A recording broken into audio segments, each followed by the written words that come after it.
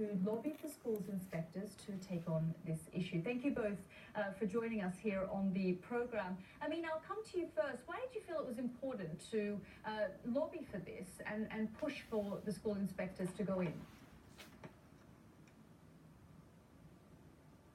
It is not prescribed for children under the age of puberty, and yet we've seen an increase in state-funded schools and in Islamic schools. 42% of Islamic schools have hijab as their uniform, including 27 primary schools. And what we're worried about is this encroachment of a political fundamentalist Islam being pushed into our public spaces, and particularly in our education spaces. Okay, I'll bring in Amina now. Amina, I mean, do you agree there with Amina on this? Could it be perceived as both sexualization and actually an encroachment of a more hardline view of Islam or interpretation?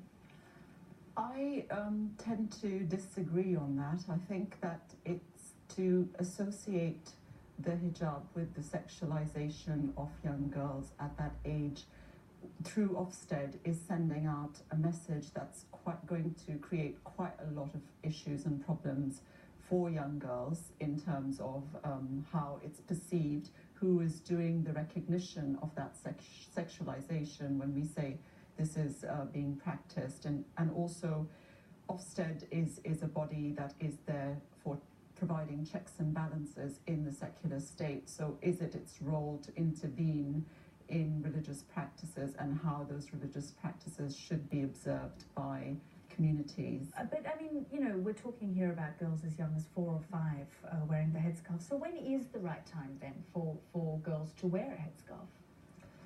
Gosh, that's the million-dollar question. When is the right time for girls to choose how they dress? You know, I think when we talk about the hijab, I'm not endorsing that girls wear the hijab at that age. You know, what I'm talking about is policy measures and how this issue is addressed in the public space in the UK. And I think when girls choose to dress is something that we see evolving around us every day. It changes. Of course, girls in primary schools, you know, are under the authority of parents and the school, and there's a certain code that is set both by the school and also in terms of what parents have values. Now there are discussions within UK amongst parents about what kind of clothing is available to children, you know, so-called secular clothing, if you want to call it. We've had midriff bearing tops and things like that. Do they not sexualize as much as kind of hijab does? So I think, and in terms of the hijab being appropriated by women and girls, Muslim girls, has changed so radically over the last few years. Let's bring in Amina into this conversation. Amina, you've just heard there from Amina. I mean, the big question then is, when should girls be wearing the headscarf? It is absolutely understood in Islamic schools of thought and by majority Muslims that the hijab is only for primary school age. So basically that's the choice when it's mandated. This is not mandated for children.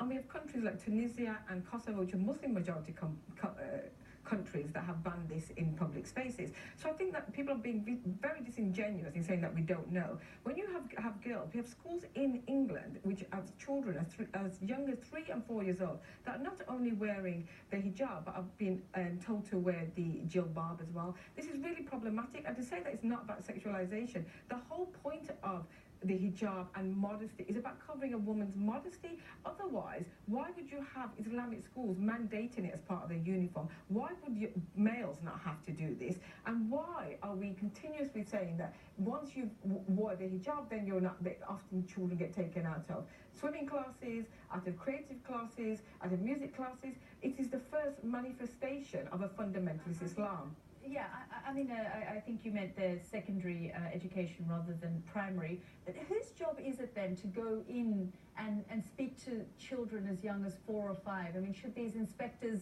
be going in and speak to small children about these things?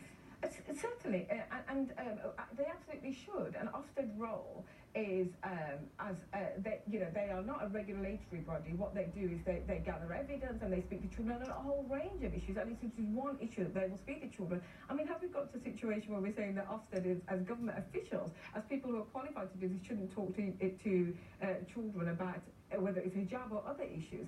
I mean, people want it the both ways. We're saying that we want them to speak to children and engage with a wide variety of people, including staff, including parents, etc. But actually, we don't want them to talk about this specific issue or other issues that are not comfortable with us.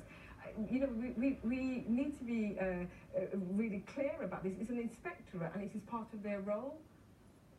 I mean, unfortunately, it's a debate and a conversation that has to keep going, and we've run out of time on the program. But Amina and Amina, thank you both for joining us. Thank you.